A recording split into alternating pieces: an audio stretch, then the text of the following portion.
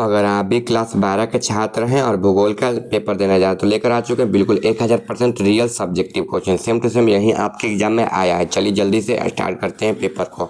विषय कोड 323 है, ठीक है। आपका देखिए ये पेपर रहने वाला है भूगोल का, ठीक है, आर्ट्स वालों के लिए। वीडियो के बीच में बता देंगे इस प्रश्न पत्र को कैसे डाउनलोड करना है अपने मोबाइल में बिल्कुल फ्री में। चलिए तब तक पेपर को स्टार्ट करते हैं। देखिए यहाँ पर दिया हुआ है खंड दिया है, लघु उत्तरीय प्रश्न दिया हुआ है 1 से 25 तक दिया है, जिसमें से 15 प्रश्नों का उत्तर देना है। सभी के लिए 2 अंक मिलेंगे। एक नंबर है लो आयोजक के किन्हीं 2 प्रकारों के नाम लिखना है। तो चलिए क्वेश्चन का आंसर यहाँ से स्टार्ट है। 1 नंबर क्वेश्चन दिया है, डायरेक्ट क्वेश्चन के नीचे आंसर हम लिख कर आप सभी को बताएंगे, ठीक है।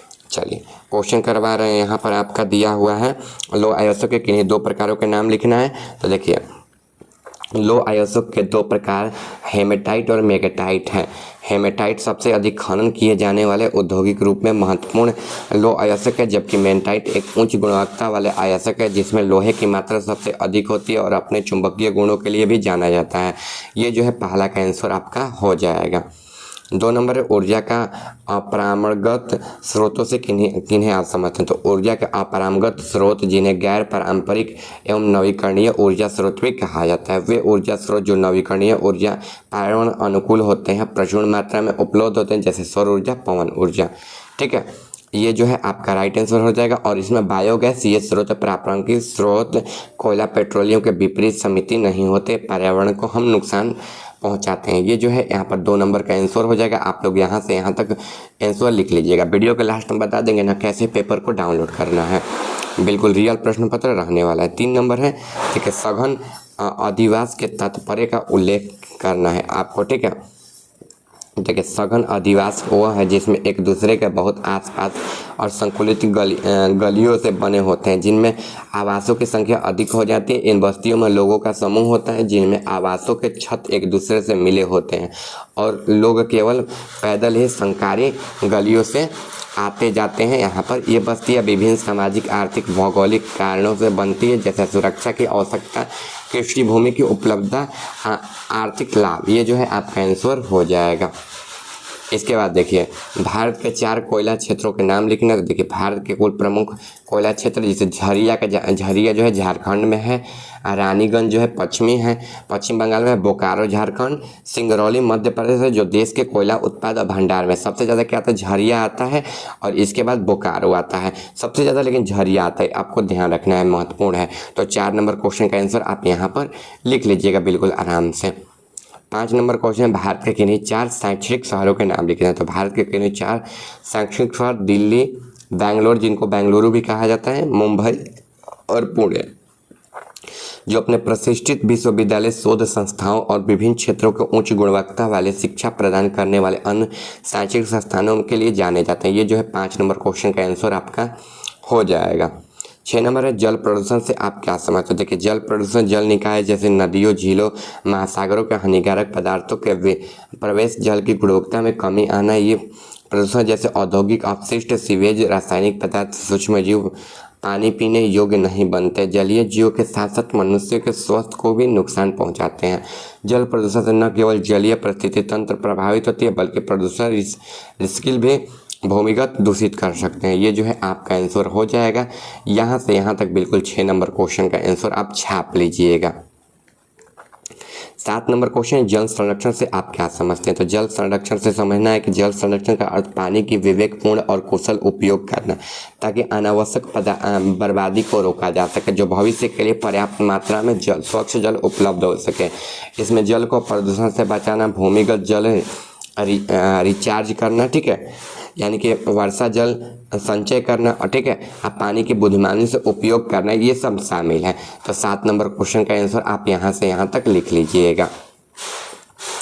8 नंबर रेखीय अधिवास प्रतिरूप क्या कहते हैं। तो देखिए रेखीय अधिवास प्रतिरूप वह है जिसमें ग्रामीण सड़क, नदी, नहर, रेलवे लाइन जैसे किसी मार्ग के किनारे स्थित सीधी रेखा या कतार में व्यवस्थित होते हैं, जिसमें एक रेखा आकार बनता है। यह अधिवास पैटर्न मुख्य रूप से परिवहन सुविधा, प्राकृतिक संस्थानों जैसे कारणों को विकसित करता है, जिसमें एक दूसरे के प्रतिबंध होते हैं।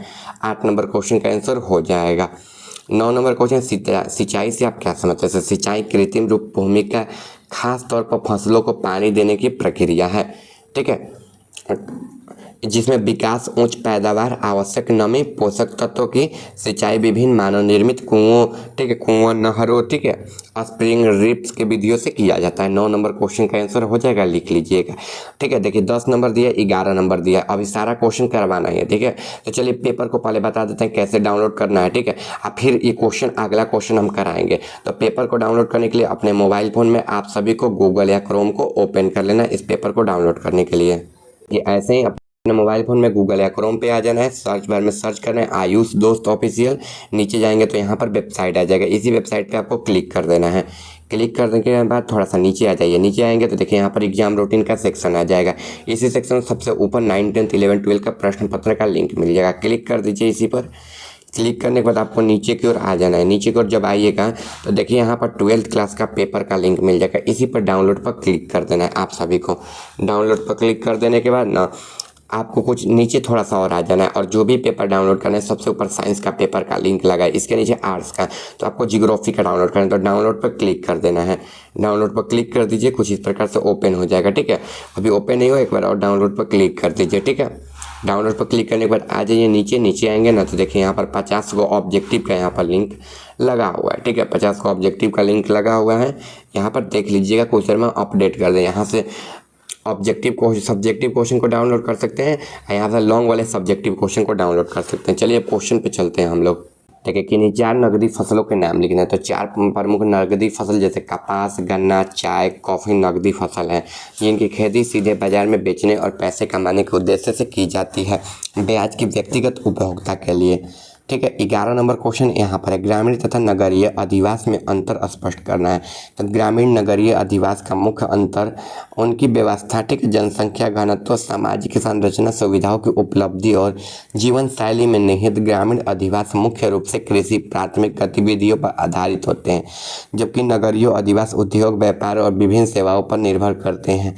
ग्रामीण क्षेत्रों में जीवन सरल और पारंपरिक होता है, जनसंख्या घनत्व कम होता है, वहीं नगरों क्षेत्रों में जीवन जटिल साधन सुविधाओं से परिपूर्ण होता है। 11 नंबर क्वेश्चन का आंसर हो जाएगा।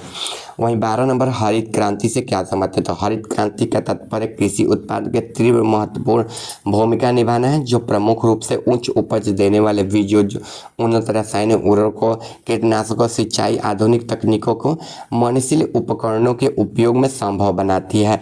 12 नंबर क्वेश्चन का आंसर यहाँ से यहाँ तक हो जाएगा। ठीक है, वहीं 13 नंबर क्वेश्चन है, भारत में किन्हीं 4 उद्योगों को नाम लिखना है। तो देखिए भारत के 4 औद्योगिक नगरों के नाम मुंबई, अहमदाबाद, बेंगलुरु, कोलकाता शामिल हैं।